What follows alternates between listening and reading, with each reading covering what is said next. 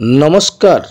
आज आउ उत्तम महांती नहांती सुपरस्टार उत्तम महांती जे कि बारिपदार जन्म होई खेली बुली एमकेसी स्कूल रे पाठ पढ़ी तत्पर एमपीसी कॉलेज रे पाठ पढ़िथिले एवं सेठी तांकर आरंभ होइतला कला जीवन।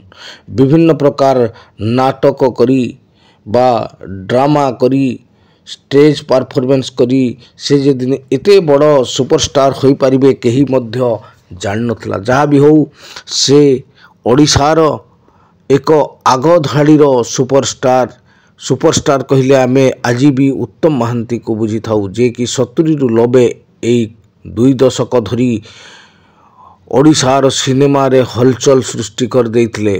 गाँर प्रत्येकटी कोण अनुकोण रे लोक तांकु एते भल पाउतले कौनसी सिनेमा रे पोस्टर पड़ी गले टिकट ब्लैक होतला, टिकट मिलवा कष्टकर होतला।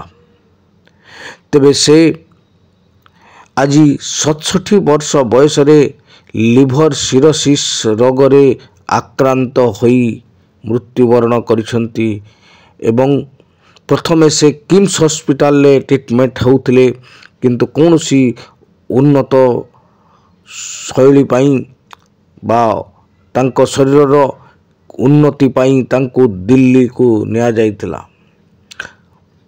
जाहु तांकर प्रत्येकटी परिवार रो प्रत्येकटी व्यक्ति सिनेमा सहित जड़ित। एबे सिनेमा जगत रे होइचई सृष्टि हो जाइछि कारण से आउ नहांती जे कि कुनिया भाई समस्त को भल पाउतले। जने साधारण मनीष भली से थिले, अति आत्मीय, समस्त को भल पाइबा तांकर गुण थिला। से अति सरल लोकटे थिले।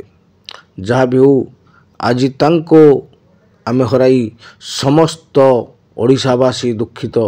जेहेतु मु मयूरभंज तेणु आमको आहुरी अधिक दुखित लगुची। तांको शरीर असुस्थ पाई ओडिशार कोण अनुकोण रे मंदिर रे दीप जला जाउथला, मंदिर रे पूजा करा जाउथला, हेले ठाकुर बधे शुणिलेनी कि ठाकुरंकर आउ कौन इच्छा थिला ए भली जने व्यक्ति को आम आगरू नहीं गले। जहाँ भी हो आज सिने जगत रे तांकर स्थान पूरण करबा पई आउ केही नाही। से 135 बही करथिले जो थिरे कि हिंदी, ओडिया, बंगला एई भली अनेक सिनेमा एवं से जने प्रख्यात कलाकार थिले। आज मध्य से भली कलाकार मिलिबा अति कष्टकर। तांकर सिनेमा गुड़िक आज भी समस्त आखिरे झल झल होई देखा जाउछि। तेबे दुख घटना कहबा को हमको जेते खराब लागिले मध्य आपन को जणाइबा पई पडुछि जे आउ सुपरस्टार उत्तम महांती नहांती। 67 वर्ष बयस रे से आम्मान को छाड़ी चली जाइछंती। से आउ फेरिबेनी बारिपदा को। आमे आउ बारिपदार तांको देखिबु एई भली आशा हमर धूलिसात होई जाइछि। केवल आमे तांकर टिके वीडियो गीत बा सिनेमा देखिबु एई आही हमर पाथेय, एहा छड़ा आउ किछि नहीं।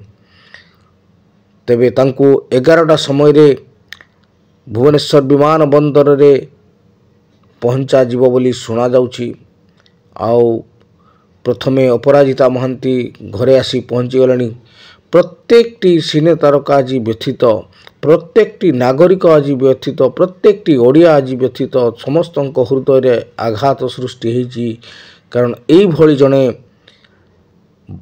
श्रेष्ठ कलाकार, ओडिशार सर्वश्रेष्ठ कलाकार कहले अत्युक्ति हेब नाही, तांको आमे हरई बसु।